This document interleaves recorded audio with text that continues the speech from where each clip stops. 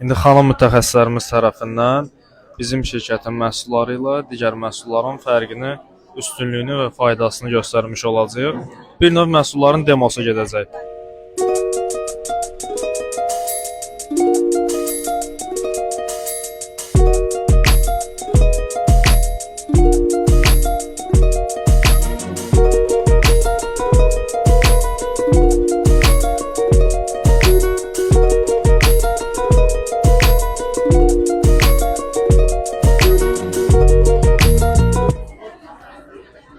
Erisbet kupkurudur.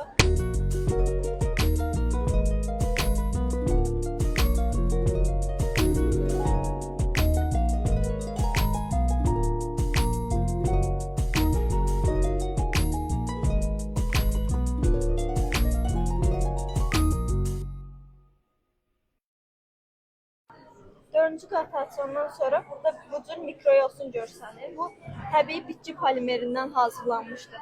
İndi təcrübə üçün sizə göstərəcəm ki, əlavə də suyu necə hopduracaq.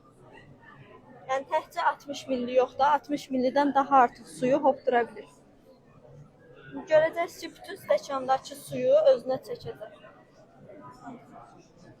Yəni bu özü də bitkidən olduğuna görə insan bədənində hər hansı bir bakterial mühit yaratmır.